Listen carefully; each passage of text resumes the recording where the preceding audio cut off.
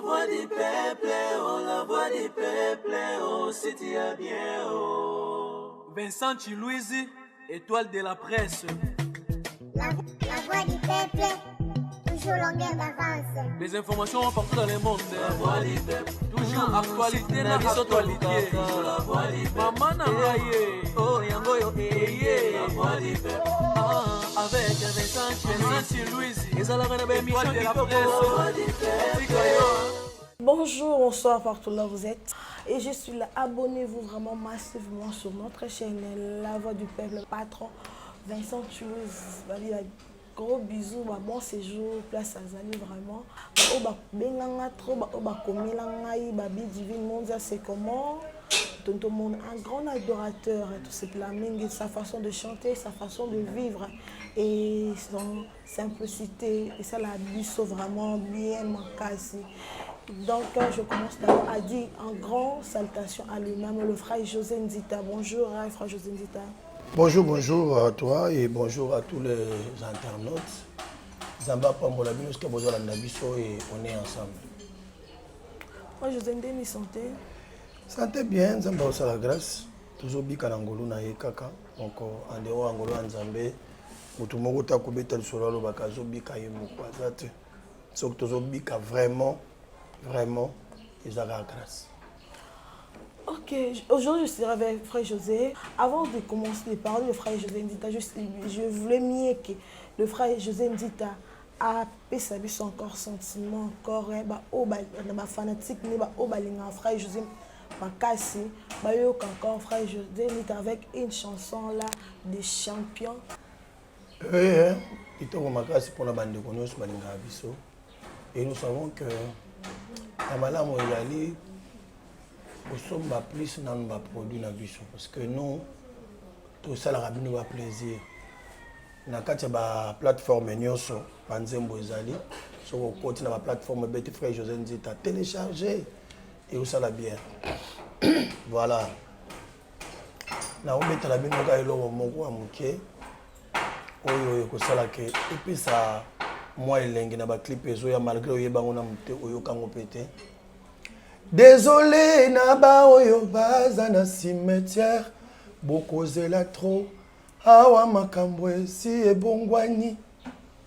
Libulu boti molaki po bokunda ngai, botia moto mosusu nesika na ngai.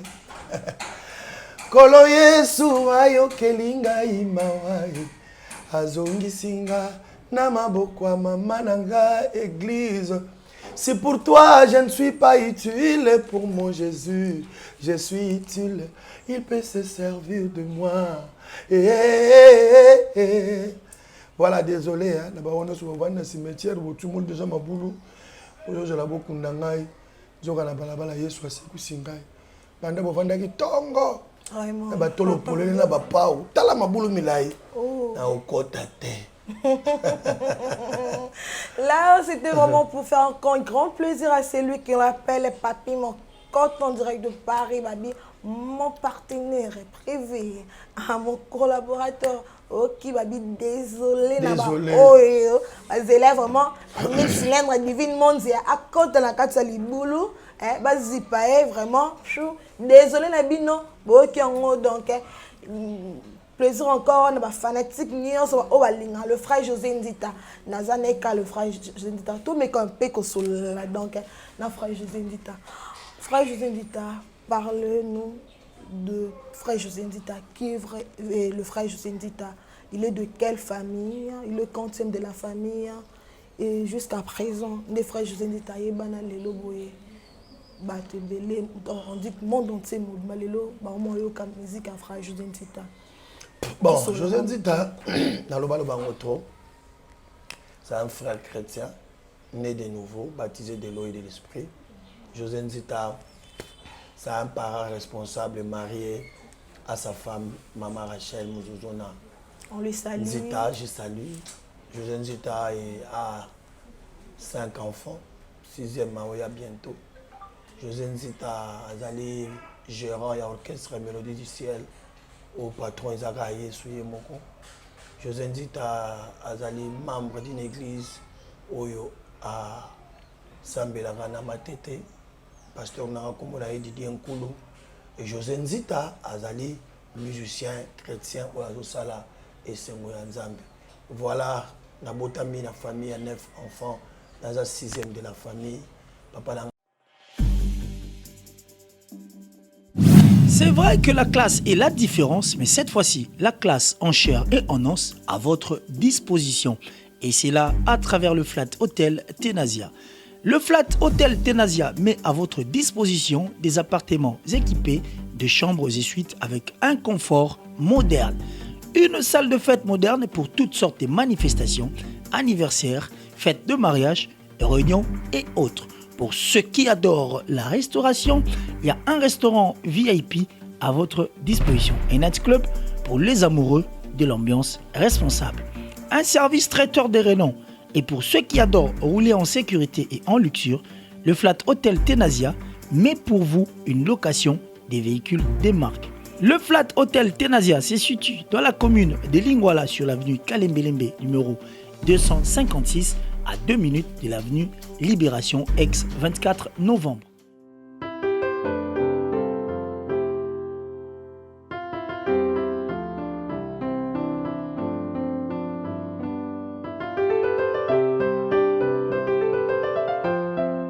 Le Flat Hotel Tenasia, la classe, la sécurité, l'assurance en chair et en os. José Ndita, frère José Ndita, quel orchestre au frère José Ndita Bandela? Non, non, mais je suis dans la musique, dans la famille chrétienne. Naza fruit à la chorale, dans l'église. Mais dans l'âge moko, il y a la puberté. Nakuta na bacamarade loko na yemba déjà bacamarade wa bisinga no tona mouvement wa soki okoya oyemba nde nakota na mouvement moko babengaka la kangonia na matete bana matete ba yebi yango na mouvement wana ndetika na évoluaka na musique dite mondaine yango ndetika na koyemba la micro ndenge ni bayemba la micro et après nzambe loko les aki chemin na ngaite à dépêcher ngai kaka tina zongi na makambo nzambe et lelo je suis un musicien chanteur de l'église. Ti lelo ozongi na nzela ya mankana nzambe donc bano ozonga na groupe d'adoration. Non non na kati église. Na zonga oui na zonga na kati église okamba groupe et après makanisi ya osala groupe na ngamoko et to démarrer dans la frère José Ndita, quels sont le mauvais temps, la place au PSA au passe donc air bandaka, quelles sont les difficultés disons na carrière na carrière na non ba difficultés ça toujours hein Moussa nyo so mutasa la gafo ba difficultés ça là o ya lobaki a évolué sans difficulté na yebité tout le monde o ya banda musala a évolué kaka na difficulté mais ndani ga rapena te ko étaler ba difficulté yango batu nyonso bayeba pasi oviva batu nyonso bayeba makambo esala yo ezalaka bien mais ezalaka pena bien mingi te po moko na vie avivaka vie na ye lelo so nayebi so pasi na ngai ntango so ya ngai eza différent na yo omoni nalingaka plus kolobela bato malamu nzambe ayebosala qu'est-ce que Dieu sait faire tokouta na ntango ya pasi ondimi nzambe comment nzambe atransformaka vie ya bato wana nde évangile wana nde bonne nouvelle. Mais si on a des difficultés, on a des difficultés dans la vie. Mais à Malam, on a des difficultés. Voilà ce qui était important. Et frère José Ndita, nous tous, attends la divine monde avant de il y a des états, il y a des gens là qui m'ont choqué aussi dans la carrière. Il y a toujours comme les Bichana, il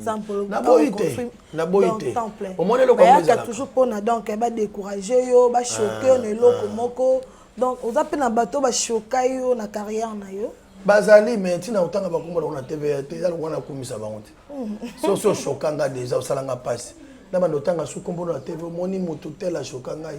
Eza esengo penate quoi c'est mieux na lobela batu bola mo nzambe ele ki malamu mingi donc choba choc wana pona ngai ça me porte peu na ki pango penate.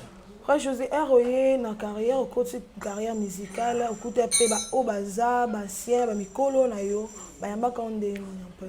Non ba yamba bien ba ya Patrice ba yamba bien ba frère de Ningonde ba yamba bien ba Matou Samuel ba yamba bien ba Gaël ba yamba. Oui, c'était facile biso da bana nzambe. Et pas na biso bitumbela kate pas na biso ya pas la guerre pas na biso tozalaka ba biso wer ya kamoko kayango ya Yesu. Alors, surtout, c'est que Jésus n'a plus de valeur. Voilà. Et puis, tu peux avoir confiance. Naïbi que moi, quand j'aime cause, la tika bat bandi, moi discussion, moi incompréhension. Mais tout ça, la canyon, son zamba, son habit, son tolonga. Frère José Ndita, par ma carrière, mais c'est a marqué vraiment ma casse.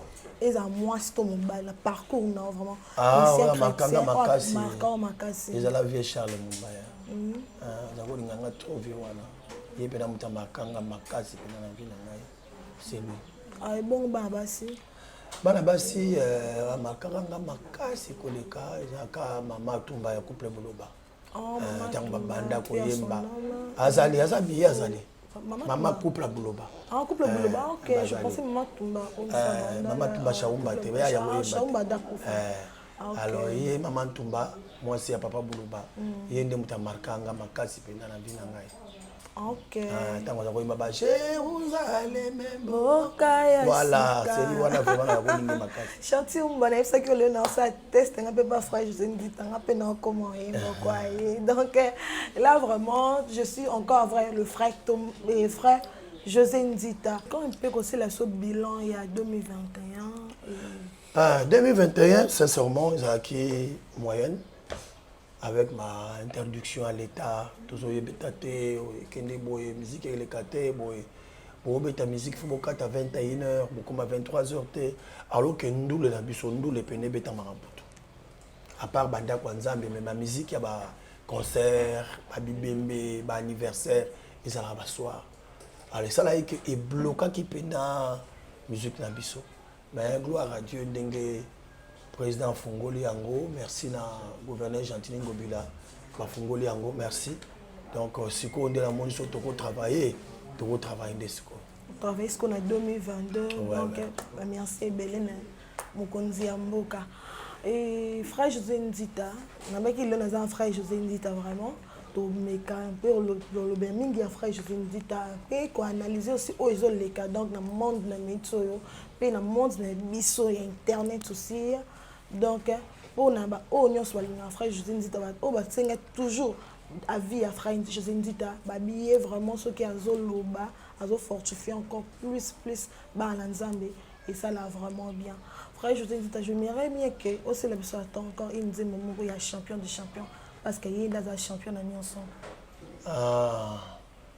so kondimite oyo biblie comment ndimata pona ngai nazalaka pe kobeta ntembe tala lelo yo Yesu akonvaincre ngai nayokaka kaka mokolo moko sango ya mwana mobali oyo ebouleversa ngai nakomi séduit lelo nakomi pe disciple na ye ngai oyo bato bazalaka koseka lelo yo Yesu afuti ngai makambo nyonso ezalaka difficile na bomoi na nga ekoma facile bongo yo yebisa José Ndita boye te Yesu azali nzambe te ai akovanda na kimia na pete nyonso pe ayebisi yo na lolendo je m'en fous oui. Ah la ouais. Yes, voilà. Yes, champion. Là vraiment c'était pour faire encore un grand plaisir à mon pasteur spirituel, à mon papa là, babi, l'homme de l'océan Brital, mon pasteur Christian Matouka, babi. Salutation et place à Zali. Babi champion des champions. Les dangers, c'est notre référence. Donc, ça, la nuance, toujours Yémen, le numéro 1. Au frère José Ndita, parlé de nous, Makambo, ils ont les campés, les lots, et dans Internet, il y a beaucoup d'histoires qui parlent. Premièrement, d'abord, pour nos générations, les filles, les sibissos, tout ce monde en Internet, si on voit des vidéos de filles, donc, azo melisa mboa, azo pese sain.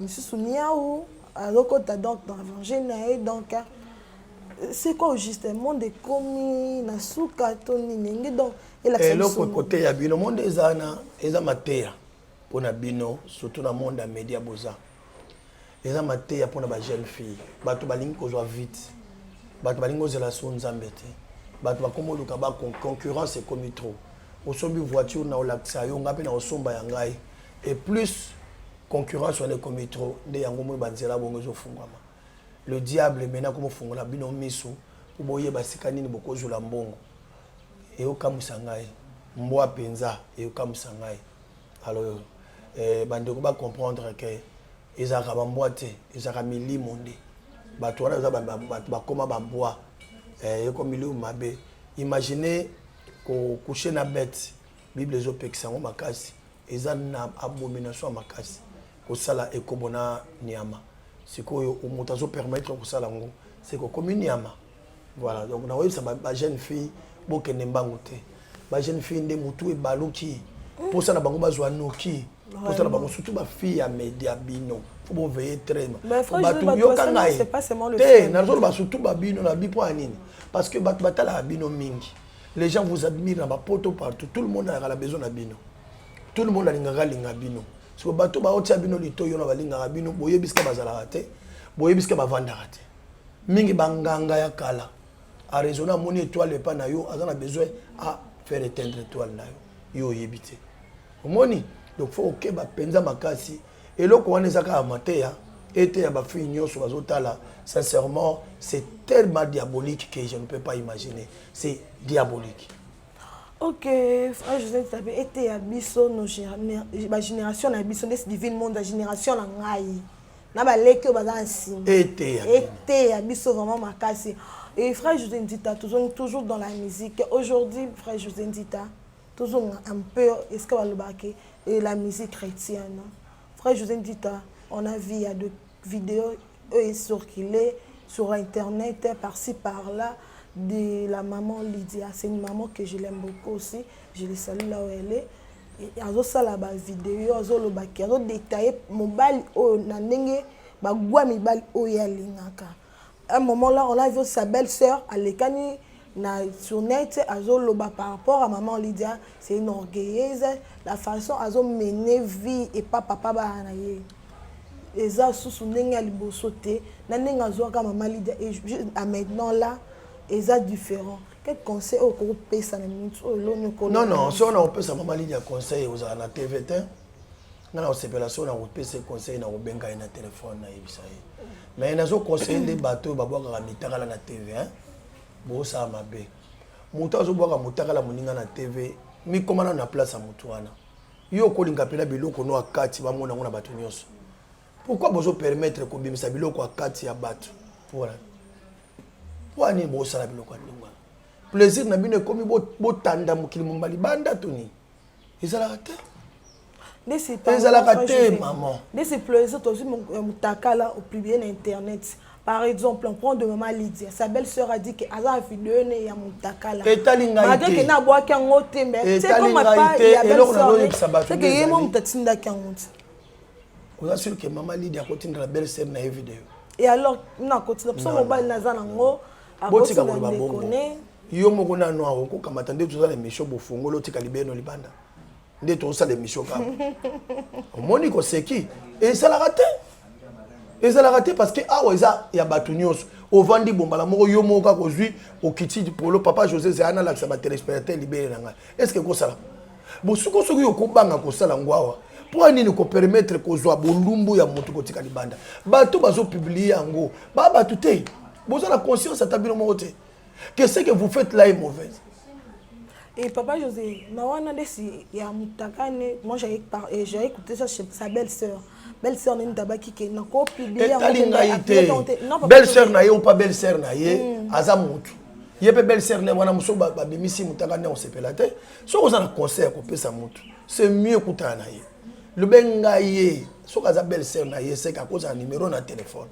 Et puis la télévision est-ce qu'il y a un peu de mitakala na yo azo ça chantage on a pour la et pas seulement ça maman Lydia moi avec elle na ça la direct na ye azo détailler que j'ai ami bal ndenge ya linga et tali maman Lydia soki akosala genre ya mibale alingaka moto na moto na guna ye soki yo lobi kenga alinga mibale milai osali lisumu. Non, c'est pas ça, mais sur ma critère, il y a le baki wana et comparé ce que l'on papa ba na mon non voilà vraiment. Ya toi juger makambo. Parce que la cité mi soba biki on ça Dumba ou comme Bali ils ont parlé n'importe quoi. La linga rente ko juger bato nzambe a na télévision. Pour ça la ngeza bo. Tant to loba awa to pesa bato batonga ka information.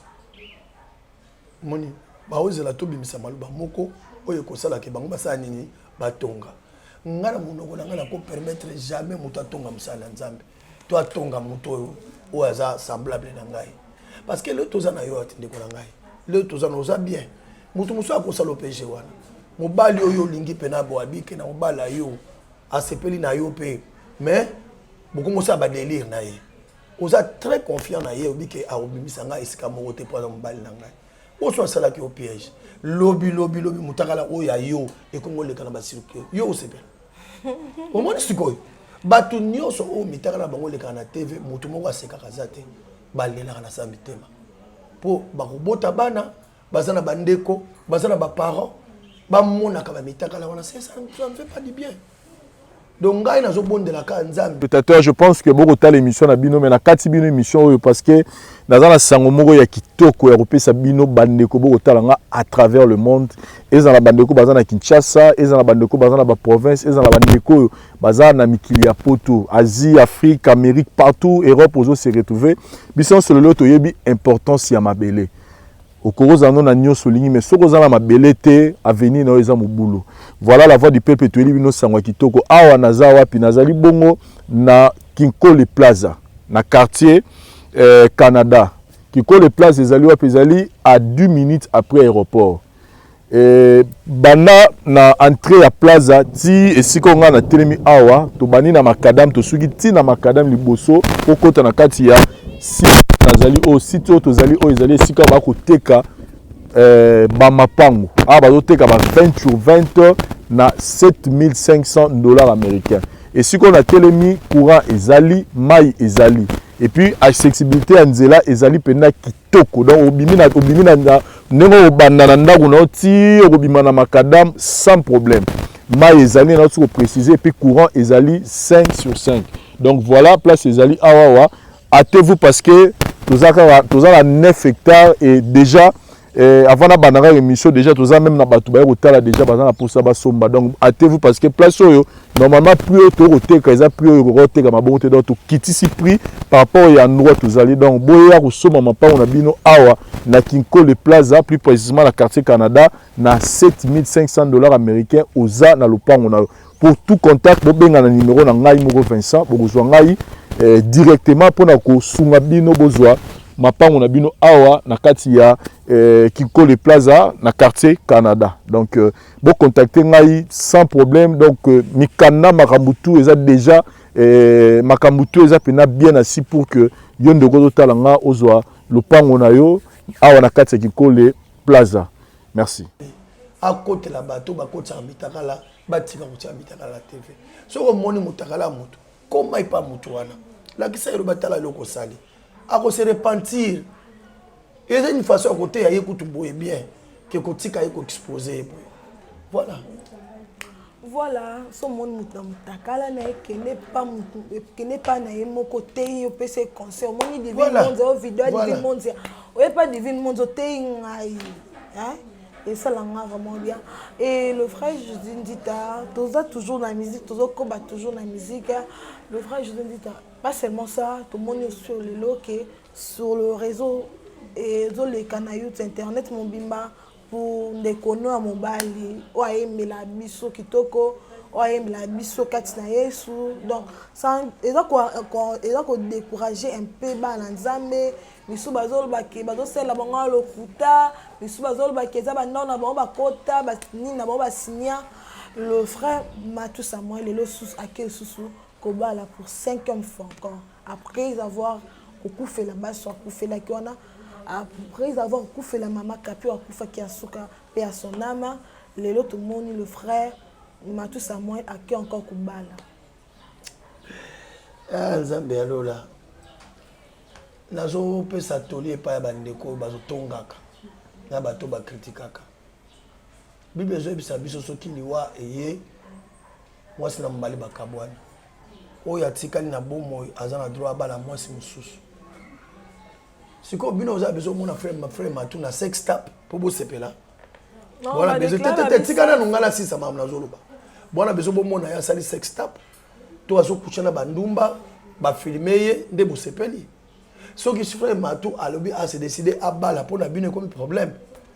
Mais moi si akufaki Bible permettre ya bala abala te pourquoi abala te pourquoi aujourd'hui à 5 moi si ma frère m'a tapé feli basi 5 temps babi 5 fois 5e fois bala non bo démontrer déjà 5 fois ngana ibi frère m'a tapé feli basi mi balé mon côté ba 5 fois te abali mbala mi balé au 3e fois pour basi na ye ba kufaki c'est tout akobala te. Oh yaya botika ba biloko bozolo ba wana par rapport à âge na ninga boti bana normalement atikala ndengwana avai na ye ale abrilaka lokola mobali abrilaka atalaka mibasi bozoleka ndokompo basi yango bokomaka kutumbula mibali pamba bolekelaka ye wana sikoyo ayokaka pasi atanga kobengo na pembeni to coucher yo kamati mutakala na ye otie na Facebook.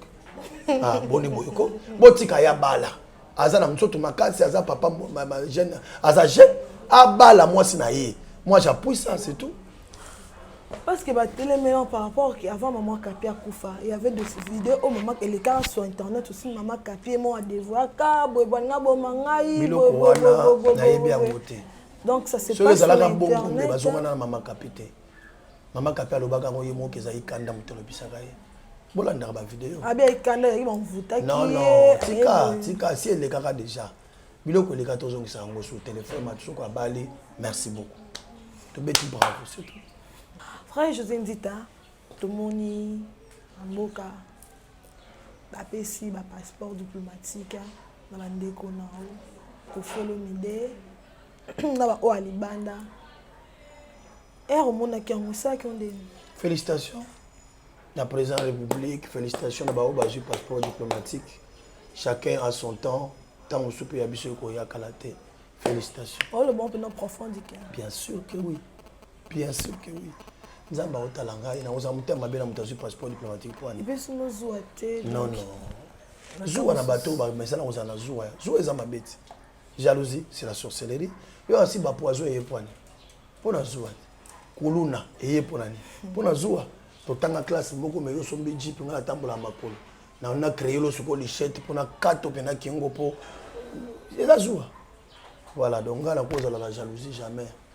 Voilà. Frère José ba cause de la jalousie jamais. Frère José Ndita année oyo no bombeli biso. Bana nzambe. Année oyo na bombeli bana nzambe. Ba clip auto silisa ya album passé. Album la biso to silisa ya eleki to ça la ba clip ya sika et je crois que tu comme na fin mars. Ils ont combien de chansons? Ils ont 12 titres. Tout ça là 3 tout ça là 9. 9 on est autour de ça sikoyo pour te prendre la bande ensemble là. Et go demander c'est après encore. Fin mois mars. Fin mars. OK. Donc et frère José Ndita pour nous to comme donc na suka émission na bus encore un mot à dire pour na bana donc bana nyonso banzimila yeme. Un mot ezaka ko ibisa bana nzambe tokanga bala Yesu.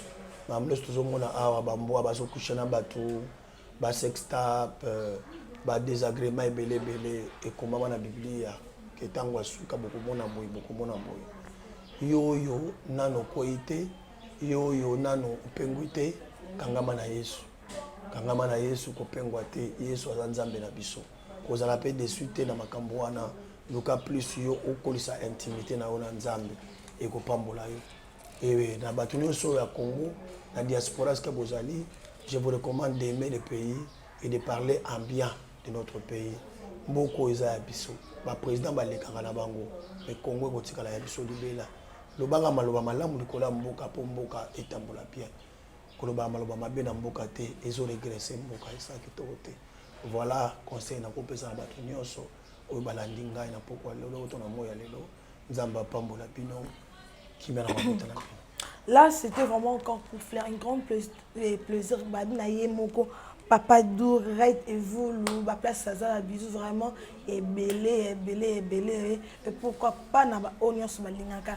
La divane étant qu'il a 1000 cylindres, on a vu vraiment, bon s'abonner vraiment massivement sur la voix du peuple. Babi Aye, Moko Vincent Toulouse, Papa José, en quelques salutations, comment fait-il battre au balinga, Papa José. Au balinga un peu à une répétition participer toi mon Papa José et cause on ba salutation nanga et tout droit pas moi si nanga maman ma passe maman Rachel Nsita salutation nanga qui pas ba nanga Vanessa Sublime Grady Ansel Annie Nyakeru Ansel Chilombo I love you ba nanga mutema nanga ma salutation qui pas ba musicien Mélodie du ciel ba na Mélodie ya bino angwana ba salutation qui pas bande konyo balinga ngai de près ou de loin et ba salutation ngai pas ba tous balinga ngate le lobby aimez vos ennemis et priez pour tous ceux qui vous maltraitent je vous aime et salutation ngai qui pas président de la République ya RDC Fachi Beton na Mama Denise ya bino yango gouvernement mobimba banda sama lukonde tina se yango na pambol na pamboli bango et puis na pamboli ba chroniqueur ba chroniqueuse nyonso je vous aime beaucoup nanzela na bino nde mokile ba biso talaka bino donc nzamba pambola bino. Ok, merci beaucoup. Là, j'étais avec le frère José Nzita, babi, de grandes salutations à tout, babi, groupe nyonso bana Mélodie. Ya ngone lika. Bana Mélodie. Qui vous a dit que la mise l'un ensemble la raté? Comment on a divine? C'est la bonté de l'Éternel. Divine. Donc merci à trop et à trop. Merci à mon caméraman babi mon Darli Diwaza babi zu ya belé babi ozo sale ozo zoomer dans la façon moi ya Gaia ya zuma donc Darli Diwaza babi zu ya vraiment ya belé Todjali babi Todjali vraiment babi la voix du peuple Todjali pour nous repasser nous toujours information ya Gaia et kitoko vraiment na o ba CP la na biso na ba o ba CP na biso te ba o ba linga la divine na ba o ba linga ngate donc benzola surtout ba o ba linga ngate papa José le bito sanini to linga bango makala aimez-vous les uns et les autres oinanate motema mabete jalousie te on a beau que la moninga malade non c'est pas vraiment bon ba bisou ya arba balache ba faible c'est ça pour so moninga zu malade otika la yo mote faut combeza la loyal c'est ça obunda ye pas obunda nani olonga mais so bambie da mbasu c'est que c'est au long de la combat. Vraiment, bah bisous na bino ya belé vraiment place Bozali et là j'en profite de dire un grand salutation à mon collaborateur en direct d'Autriche. Babi Dieudonné Simeo, babi la bisou et belé. Pourquoi pas mon partenaire privé, babi mon papi mon cote, ma copine privante Chantiumba, babi bisou et belé et pourquoi pas tout le fan forte, Patiensima. Babi Moko Julia, Kandi Maniko, Mama Cessé, Babizou. Vraiment, il y a ébélé. Donc, bye. Merci mes frères et sœurs. Zamba Pambola Bino, partout ici à Bozolandanga en direct. Zwana numéro dans le 0033 7 66 27 40 02. C'est votre frère Père Condé Israël. Sacerdoce et ratarate. Zamba Pambola Bino. Message des armes coussé n'est qu'à opérer Bino. Toza a Mboka Paris, na en Europe. Nzamba lobi na ngai. Makambo no sa na Congo. Na Afrique, au Salangwa. Je me suis dit non sala londengeni. Nzamba bisingai banda mangengengi aw. To bandi zamba ya mangengengi aw na Paris. Na kati ya zamba oya mangengenge toza kosambela nzambe na bomoi na moni na kati ya hiver bato bazota de part et d'autre bazwa ana zamba bazo bika bazo ba délivrance impossible na eko comprendre nzambe alobelenga aza nzambe ya bomoi nzambe ya Edina Bala nzambe ya papa nanga apôtre Bolia oya bondela pona ngai na moni makambo zo salama ana Paris tozo forcer le côté bat ba obika ba ozo ba délivrance yango na koyebisa yo kani ndenge ozolanda nga soki nzambe yo meka kufa na bondeli yo na kombo na Yesu 2022 meka na nzambe na ngai zwa numéro wana kana tisio meka na nzambe na ngai na ebisio eza likambo ya tikota nazomona ba guérison ba délivrance ba femme stérile ba ozwa zemi ba cancer ezolimwa ba trouble ezolongwa force mal ezol disparaître nazomona ngo na misu na ngai bato maladi bazobika bato ba problème bazwa solution bato yo ya mabe bazokangolama donc na moni nzambe kosala ebele bazo continuer kosala yango na bondeli yo na kombo na Yesu ko désespérer te komona te kosambela trop sur l'ennemi message na ngai na pas bato ba désespérer tu as beaucoup prié mozo elo côté mais quand nzambe na ngai ndeko zolanda nga siko zo adresse mercredi na dimanche na service ya haute spiritualité et loko etikali biso na vie c'est la spiritualité mercredi na dimanche 15h service zo salama wapi toza na Saint-Denis 9 rue de la Poterie na Bandeli na Saint-Denis na 9 rue de la Poterie soko ye mercredi na 15h et à ma spiritualité yo linga molimo yaka dimanche 15h na 9 rue de la Poterie na Saint-Denis viens au monde nzamba osela yo partout bisiko za en Europe wana Belgique wana Allemagne Suisse partout pour hésiter noter zamba oyo to bondela miracle zo sala ba tellement belé so to ba besoin na Saint-Denis ils viennent témoigner jusqu'aux invités na ya dimanche quand nous sommes là, nous invité à dimanche 15h juste yaka na libotana mon maladie wa des impossible nzambe na nga bisa possible omoni ndenge ba condamner yo condamnation ezo longwa na bi dimanche oyo za pona yo et yoka pona sukisa Siloé 2022 yango yi eza na mois de juin mais mois de juin le 11 les gens viendront témoigner mais ngai na yo toyana 9 rue de la Poterie Saint-Denis. Dimanche 15h service prophétique et bandi.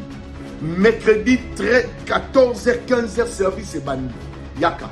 Soit numéro commun 0033 7 66 27 40 02. Moi tango benga enregistré numéro sur WhatsApp.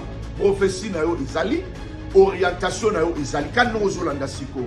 Sambe nanga pambola bino partout bisika bozolanda. Nabi partout bisika bozolanda na Siloé 2022 nzamba lobi nanga sambela pona ba aîné de la famille sambela pona ba femme stérile sambela pona bato bazala ba maladie incurable sambela pona bato bazala ba mauvais sort sambela pona bato ba envoûté bango sambela nzamba lobi nanga na sambela célibat prolongé ba piège toujours ezolanda ola makambo mikanda makambo nyonso za nango viens. Nous allons implorer la grâce du Seigneur. Quand nous avons le numéro, nous avons benga kasikol. Benga le père connaît Nazana Katsa France. Nazana Katsa France, mais dans place n'importe quelle place où ça. Benga, tu vas témoigner si tu es là. Tika Zamba Pambola Bino, Zamba visiter Bino partout. C'est votre frère, Père Condé, Israël. Zamba Pambola Bino. Merci. Ngai maman Pichu Tonele, naza pharmacienne en formation, nazo œuvre dans le laboratoire CRMTA. Où ils allaient centre de recherche et de production de médicaments traditionnels améliorés. Tout est à disposition de bino cosmétiques, tout ça l'industrie cosmétique enrichie au collagène, ils ont traité tampons, ils ont traité rides, ils ont traité poche, ils ont traité imperfection mingi ya peau. Pour ça il y a un sérum sous forme de masque. Tout ça l'industrie crème réparateur, ils ont réparé pour ce qu'on a un problème acné, boutons. Ma palata et puis qu'on sait un sérum naïe où ils ont enrichi na acide hyaluronique. Tous en a d'ici gel douche, tous en a grand format, na petit format où ils ont mis à paille et ils ont adouci peau. Tous en a d'ici cheveux, où ils ont collé sa souki, cheveux abîmés, souki ils ont quatre na pamba, souki ils ont ba teinte, ils ont bondi sango, ils ont retardé repousse ya cheveux blancs. Qu'on sait na huile na bain d'huile. Tout ça na crème pommade, tout ça na savon savon oyo ezo accompagner gamme ya ba cosmétique nyonso. Toza pe na ba médicaments na kati ya laboratoire CRMTA, toza na pommade Diazolex oyo ezali pommade antidouleur. Ils ont traité toute forme de douleur, même la douleur rhumatismale, ma colorovimba, ils ont traité en haut. Tous la crème Borex, où ils ont uniquement pour ma papa, ils ont rallongé le système de ma papa, et puis ils ont agrandi en haut. Tous la diazostimule, où ils ont dit produits ils ont traité différentes formes d'impuissance sexuelle, éjaculation précoce, dysfonctionnement érectile, faiblesse sexuelle en général, et pas ils ont traité frigidité, ils ont sous forme comprimé. Tout ça, la zinginalis, présenté sous deux formes, comprimé à sucer, non suppositoire, où ils ont traité différentes formes d'hémorroïdes internes et externes. Tout ça, la méamycine, où ils ont traité la levure. Tout ce qui est MIB, tout ce qui est maladie, kyste, il y a MIB, ils ont traité en eau sous forme de comprimé dans le sirop. Tout ça, la crème méamycine, où ils ont traité tout ce qui est maladie à peau. Genre des maladies à PC, mycose, et c'est là qu'il y a mibali, surtout, ils ont là, ça pas tout. Maladie, l'auto, méamycine, crème, ils ont traité en eau. Tout ça, la allium. Allium, ils ont traité toute forme, il y a hypertension, ils ont normalisé tension, ceux qui tension est mataga, qui ici à normaliser, ceux qui est ici à normaliser, et ça à partir de aïe. Tout ça la menga, ils ont produit anti-anémique, bateau bazara connaissera problème et anémie, quelle que soit l'origine nango, menga ils ont remonté, ils ont tonifié un peu, ils ont plus samakasi énergie dans les autres. Voilà, ils ont gamme de produits CRMTA, laboratoire où ils ont travaillé essentiellement dans les phytomédicaments, dans les plantes médicinales. Donc, nous avons tous les produits au moment de l'ibosonabino et ça mis à partir de l'anxiété en bon caribis au Congo. À part qui si on a si côté de l'abino, tous les malades qui sont auto-traités, tous les préparation personnalisée. Myome, par exemple, c'est une préparation mon corps pour permettre de réduire la dimension à myome pour faciliter le robota. Tout le monde qui s'est rappeler, voilà, tout traitera en couple.